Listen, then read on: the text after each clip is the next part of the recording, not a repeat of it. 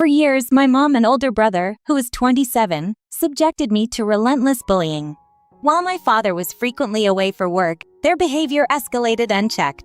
My mother always made it clear that my brother was her favorite, and nothing I did could change her preference. Despite my efforts to emulate my brother in hopes of gaining her approval, she dismissed everything I did. It was painfully obvious to me, even as a young child, that my mother cherished my brother far more than she did me.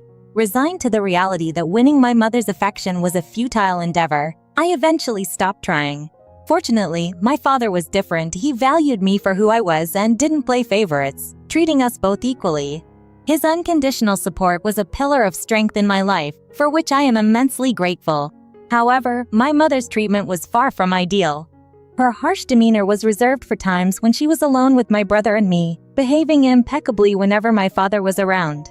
Due to my father's demanding job, he traveled a lot, leaving me and my brother under our mother's constant presence as a stay-at-home mom.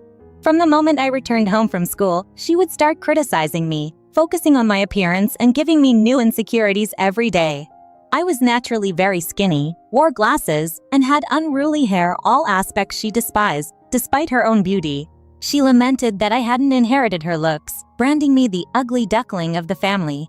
Moreover, my brother excelled in sports and academics, while I struggled with athletics due to poor hand-eye coordination. Despite this, my mother forced me to participate in sports, hoping it would improve my physique. She also imposed a high-protein diet on me, which only led to my distaste for meat and a transition to vegetarianism. It wasn't until a few years ago that I discovered my talent for swimming, a sport my mother never pushed because of her own fear of water. Joining the swimming team was transformative for me. It built my confidence, and I became physically stronger. Swimming not only made me happier, but also helped me find a genuine passion and a sense of achievement. Amidst this familial strife, I reached a breaking point and decided to document the bullying. I sent the recordings to my father, which prompted him to file for divorce. This revelation caused an uproar within my family, with relatives saying I should never have been born. However, despite the turmoil, the exposure of the truth provided a grim sense of relief and a hope for a more supportive future environment. Despite my improving appearance and newfound confidence from swimming, my mother and brother were not pleased.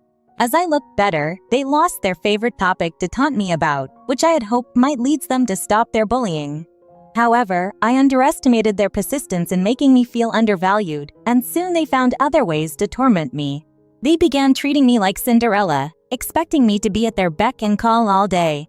Whenever I tried to relax, they would find chores for me to do, quickly turning me into the household's sole caretaker, especially when my dad was away on business trips. They justified this by saying there was no one else to do these tasks. My mother claimed she was too old to handle the workload, despite being in her 40s, and my brother was supposedly too tired from his school activities. Thus, the bulk of the household responsibilities fell squarely on my shoulders. They seemed to push me harder when my father was gone, perhaps because they knew they could get away with it. When he was home, things returned to normal, and everyone did their share of the chores. I often wondered why I didn't just talk to my dad about this unfair treatment. Partly, I feared causing trouble in my family. I've always wanted to keep everyone happy, perhaps to a fault. My parents were high school sweethearts, and their story was well known among our relatives. I worried that revealing the truth about how much my mother and brother's behavior had deteriorated would break my father's heart. I feared he might not believe me, given how well my mother and brother could act in front of him, presenting themselves as loving and supportive. This facade made me hesitant to speak up, worrying it might ruin the one good relationship I had in my family. So I remained silent, bearing the burden alone. However, as time went on and my responsibilities increased with more challenging schoolwork in my classes, coupled with the exhaustion of maintaining the entire household, I reached my limit. Recently, I've changed my mind about keeping silent. I decided it was necessary to expose the reality of how my mother and brother were treating me.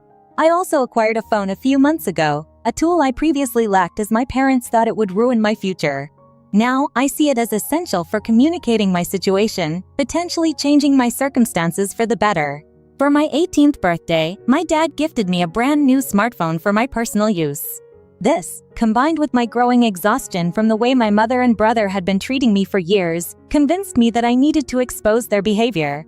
They never wanted to see me happy, and it was wearing me down.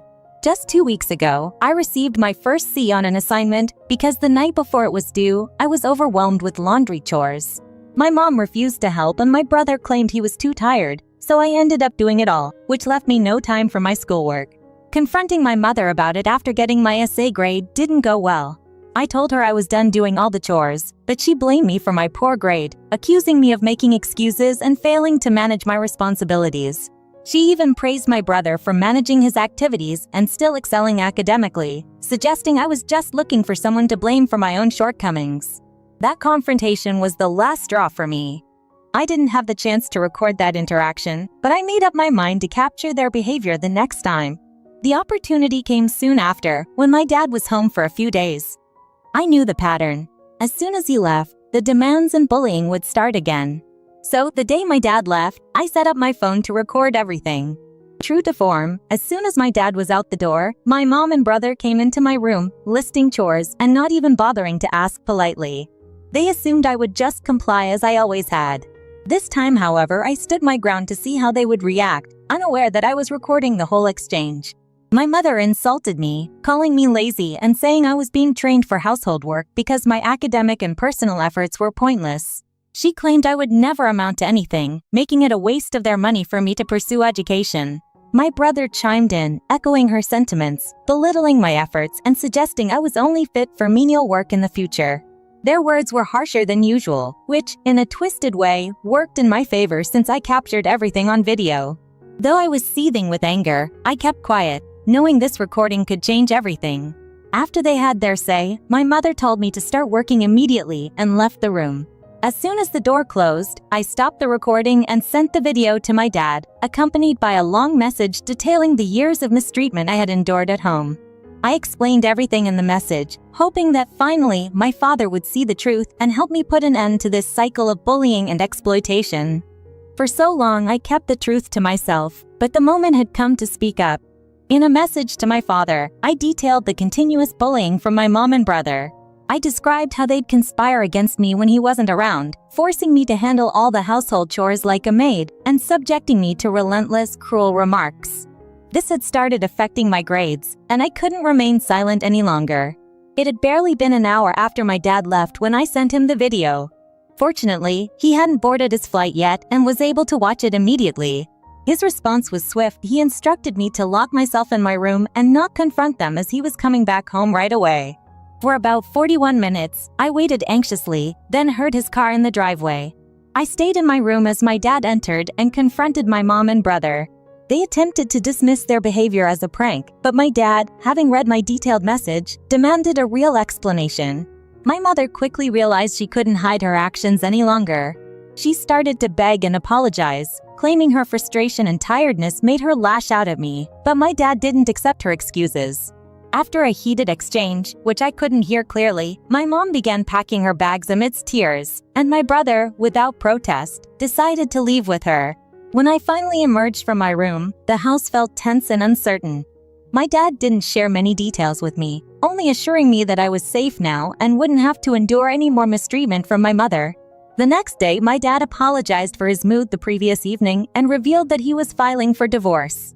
He regretted not having intervened sooner and promised a future where it would just be the two of us, free from the turmoil my mother had caused. Although I was saddened by the events, I felt a profound relief knowing that the years of mistreatment were over. I was proud of myself for having the courage to expose the truth, potentially securing a more peaceful and supportive environment for us going forward. In the days that followed, our home was quieter. My dad spent a lot of time in his office, and we spoke mostly during meals. It was clear he was dealing with his emotions, and while I wasn't sure how to help him heal, I tried to offer support in small, meaningful ways. Having good conversations with my dad was one way I could offer him some solace. But beneath the surface, I knew he was deeply hurt and missed my mother. Things took a sharp turn when my mother was officially served with the divorce papers a few days ago. My grandparents, who were always more of an extension of my mother's harshness than loving family members, decided to confront me about it.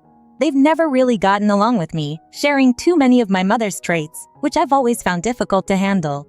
When they started calling repeatedly, I initially ignored the calls, but eventually I felt compelled to answer. As soon as I picked up, They unleashed a torrent of accusations, claiming I was a curse to the family and that everyone would be better off without me. They blamed me for my mother's divorce, saying I had ruined her life and wasted years of marriage because of the video I sent. My grandmother even said she wished the pregnancy had been terminated, as she had originally suggested, asserting it would have been better than having a daughter like me. My grandfather added that my mother was inconsolable after receiving the divorce papers and accused me of tearing the family apart for my own satisfaction. I attempted to explain that causing a divorce was never my intention, but they hung up before I could defend myself, leaving me blocked and overwhelmed with guilt. Despite knowing their accusations were manipulative, they had shaken me deeply, making me feel responsible for the dissolution of my parents' marriage. Many have asked whether I was adopted or an unwanted child, and while I'm sure I'm not adopted, the latter seems likely given my mother's behavior towards me.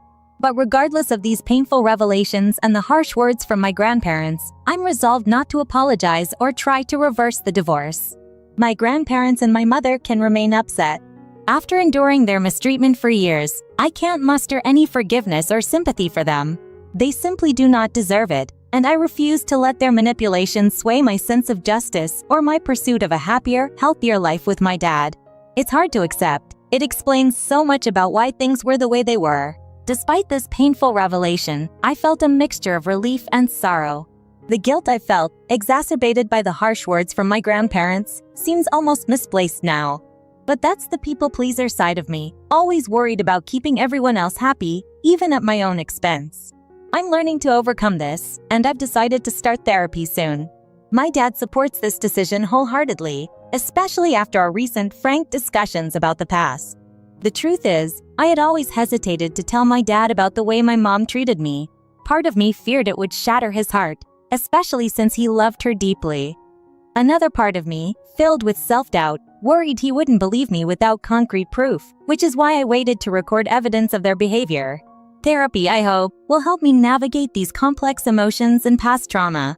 I'm looking to start in a few days if all goes as planned. I need to unpack years of feeling unwanted and unloved by my mother, a journey I know won't be easy, but is necessary for healing. Recently, I uncovered the full extent of my unwanted status directly from my dad. He explained that I was indeed an unwanted pregnancy. My mother had already decided one child was enough and wanted to terminate the pregnancy when she learned about me. However, seeing my dad's disappointment, she reluctantly decided to continue the pregnancy. My birth was fraught with complications, which took a toll on her both physically and mentally, seeding a deep-seated resentment towards me. My dad believed her detachment might have been a symptom of postpartum depression and hoped it would pass, but it never did. Understanding this has been both heartbreaking and enlightening. It's clarified so much about my mother's behavior towards me. When I brought up these new insights with my dad, it was an emotional moment for both of us. We cried together, sharing a bond of pain and newfound understanding. It's a lot to process, and as I prepare to start therapy, I feel a cautious optimism about rebuilding my life and nurturing the relationship with my dad, free from the shadows of past misunderstandings. Moving forward, it's just the two of us, and I'm determined to make the most of this new beginning, learning to prioritize my happiness and well-being in a way I've never allowed myself before. Even though I had somewhat anticipated the truth about my unwanted status, hearing it confirmed by my dad still stung deeply. He expressed a sense of responsibility for the difficulties I'd faced, which led to a profoundly emotional and cathartic conversation between us. Now that everything is out in the open, I feel significantly lighter. I no longer feel indebted to my mother. While I acknowledge her for bringing me into the world, her subsequent treatment of me leaves little else to be grateful for. I've decided to release any bitterness gracefully, moving forward without any resentment towards her, which includes 2 sessions a week, one solo and one with my dad. These sessions are helping us rebuild our relationship from the ground up, aiming for a healthier and stronger bond. Meanwhile, the divorce proceedings have begun. Recently, my mom and brother returned to collect their last belongings. They're moving in permanently with her parents, and during their visit, they barely acknowledged me, avoiding eye contact. I'm actually relieved by this because it spared me the discomfort of having to interact with them. They may hold resentment towards me, but I refuse to feel guilty. They brought this situation upon themselves through their relentless mistreatment. Right now, my focus is on healing and enhancing the relationship with my dad. I'm committed to living my life to the fullest, finding happiness, and making the most of the new beginnings ahead of us. Therapy has been a great support, and I believe that with time, things will only get better. I'm learning to prioritize my well-being and to nurture the bonds that truly matter.